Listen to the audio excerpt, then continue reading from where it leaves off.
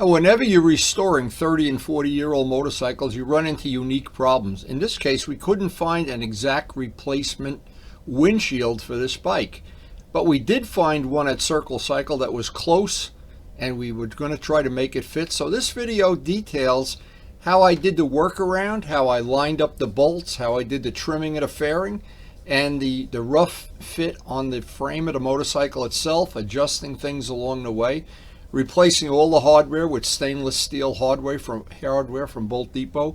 And there's a lot of little tricks if you're replacing a windshield. Don't over tighten the bolts. And in fact, this bike suffered from cracking the windshield several times, and this video shows how I fixed it permanently. As you always, it's mandatory in this cold, damp weather. This time of year, that coffee always tastes great. As soon as I have my coffee, I'll be ready to start fitting this up. So the first thing I wanted to do is take some of this clear tape just to protect the windshield from getting scratched as much as possible while I'm doing the fitting. Otherwise, what's happened in the past, when I've done this, and I'll put that around the whole perimeter, what's happened is by grinding this and moving it around and everything, I've wound up damaging the windshield, putting scratches. Of course, they buff out, especially with flits, they come out nice. But if I don't have to buff this, one less thing to do. But I do want to add that layer of protection all along there. I'm using either an X-Acto knife or any kind of sharp blade. I want to trim off the extra tape. It just makes it a little bit easier when I go to do the fitting. So the first thing I want to just verify to myself, and I know these belong to two different series of Yamahas, we're going to only be able to drill one set of holes. I don't want to drill a set of holes and then not be able to use it, because you'll notice if you really look close, this windshield is about an inch lower, and again, there's differences in it in where it's going to mount up here. I don't know if I'm going to be able to use it. It's going to require a little fitting. It's going to require a little bit of playing around with. But if we can't use this for whatever reason, then this one I will just put a new fresh clear finish on it, and then I can use all the holes are already drilled. So, well, again, but my first choice would be this because it's a little bit lower. And because it's clear, it'll make for, I think, for better video. Hey, you might think doing all these fittings, it would be a lot easier than it really is. In real life, it's not that easy.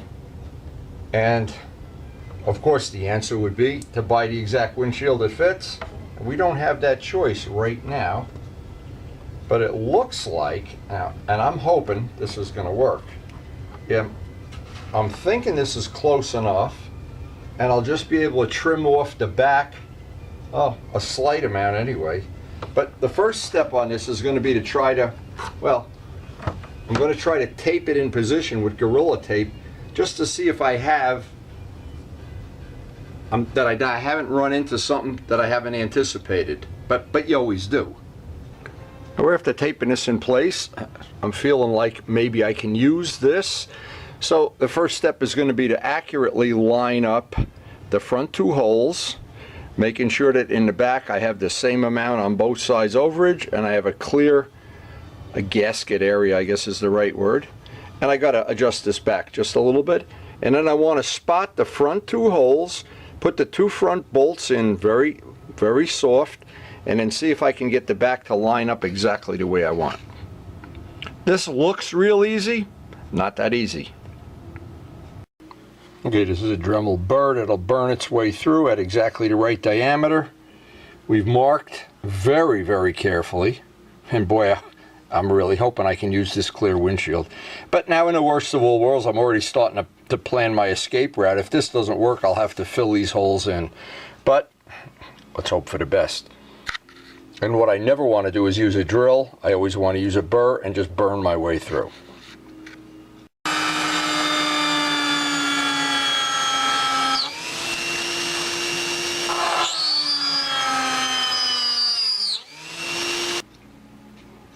And by doing it that way, you don't run the risk that that drill is going to catch in a fairing and take a big chunk out. A part of this restoration is I've bought enough hardware. I'm going to replace every bit of hardware with stainless steel. It'll never rust, never corrode, and have all the appropriate washers and lock washers. And the whole thing is going to cost me about 10 bucks to replace the hardware on the whole motorcycle. Bolt Depot, by the way, Bolt Depot. And see when you burn those holes through how nice and neat they come out. And you can get a burr for a Dremel tool for about $3 in Lowe's. Okay, I've got the first 2 bolts in place. Now it's going to be a question of, I want to get this lined up here. I want to spot these holes. I'm going to get the alignment out at the end. I'm going to have to trim that off if this works out. I want to get the next 2 bolts in, just hand tight now, no Allen wrenches or anything. And then once those 2 are in, I'm working my way from that side of the windshield out. And especially if you tend to over tighten things, don't over tighten these bolts. And that's how, I'm sure that's how. Not only part of the thing is that the frame that holds this was cocked to one side at one time. That also you run the risk you start a crack and then it works its way out into the windshield, and then you're out 50 bucks for another windshield. I've Frujewskiized a lot of, I know you don't know what that word means, a lot of these windshields on a lot of these restorations. I may as well mark them both. But I'm only going to drill and put these 2 bolts in next. I'm not going to never try to do the back ones first and then work to the front. You wind up twisting everything. Now it may sound like overkill, but when you're doing a custom installation, it's even better to put this bolt in and then mark this side. So you stack the deck in your favor, that you're not building in some kind of a stress riser into the part. And the first time you crack the windshield, you'll learn not to do that. So now with the 3rd bolt in and hand tight, now I can mark that accurately and burn my way through, and I'm just again working from the front of the windshield out to the back.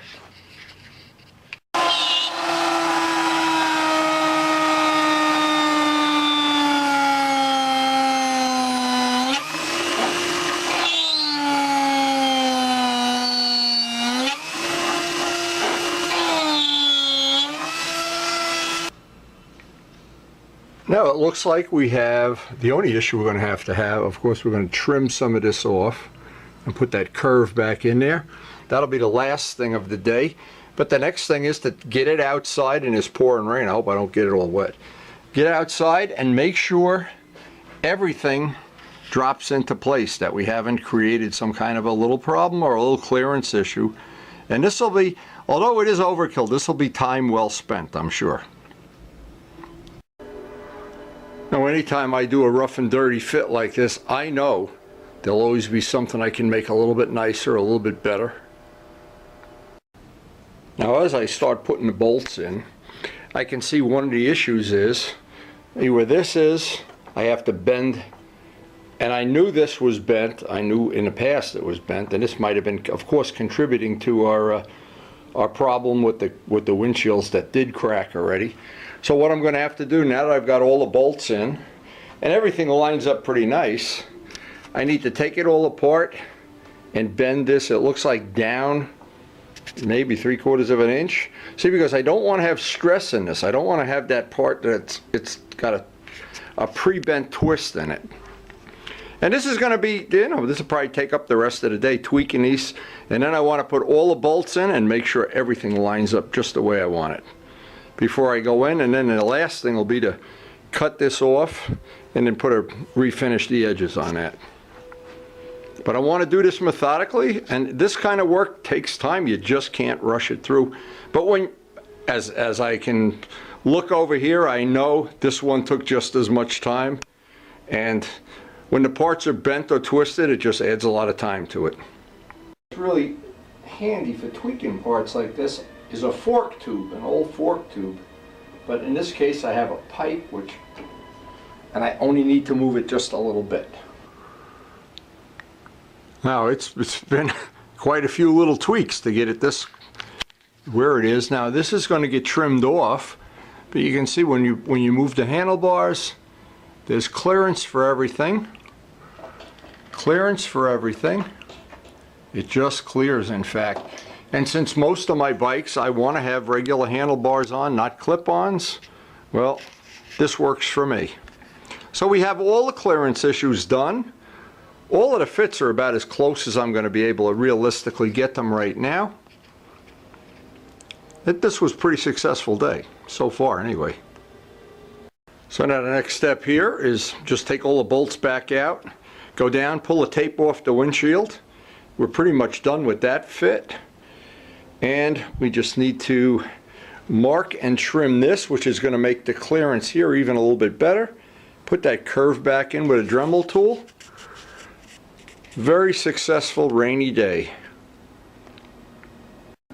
Now, even though I'm not using it, this is a good tip. I always have a little butter tub or whatever you call it. Keep all the original, like for instance this part I'm going to use again, or I'll polish it, repolish it.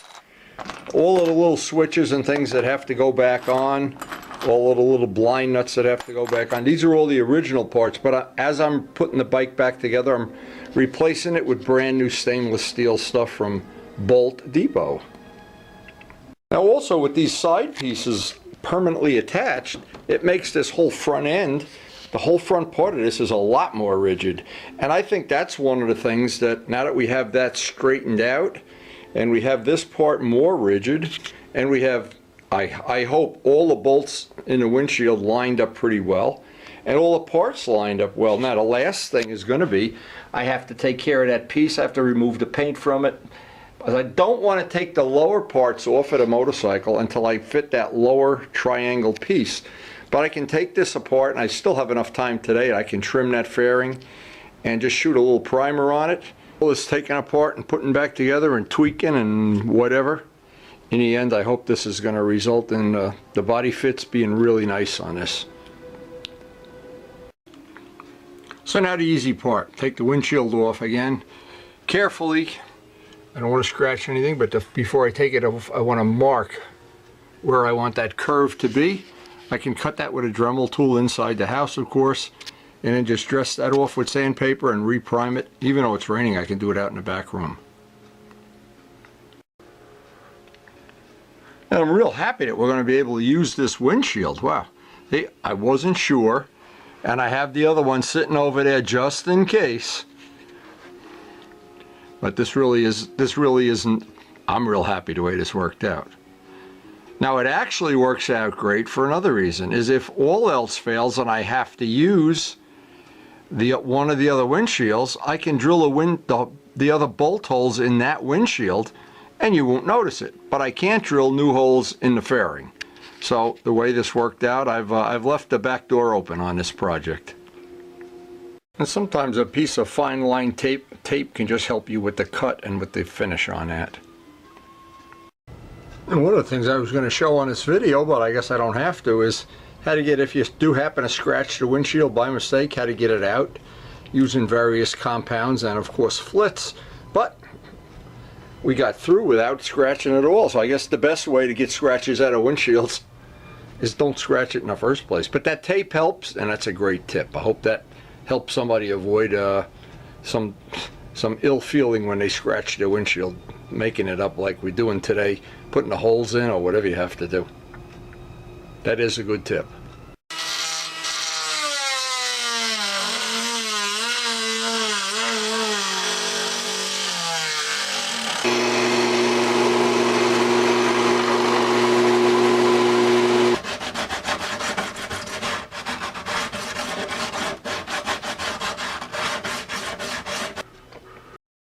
So in the course of this FZR restoration, and by the way, every episode is out on the channel, this was one of the trickier things because the exact replacement windshield was unavailable, and thank you to Pete at Circle Cycle who donated this to our cause. Even though this wasn't the exact one that belongs on there, we were able to get it to fit reasonably.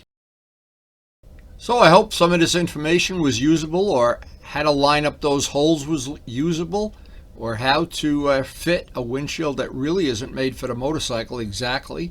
But when you're dealing with older bikes and you're restoring 30 and 40-year-old motorcycles, you just can't call up the place and get parts sometimes, and it's really handy to know how to at least do these workarounds, or whatever we're going to call this, fit arounds.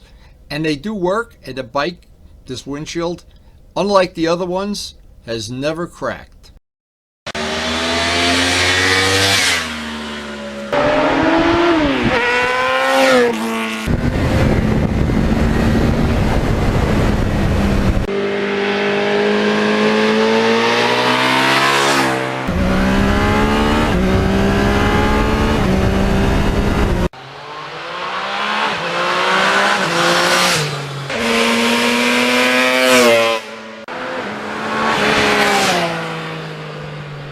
And thanks so much for watching.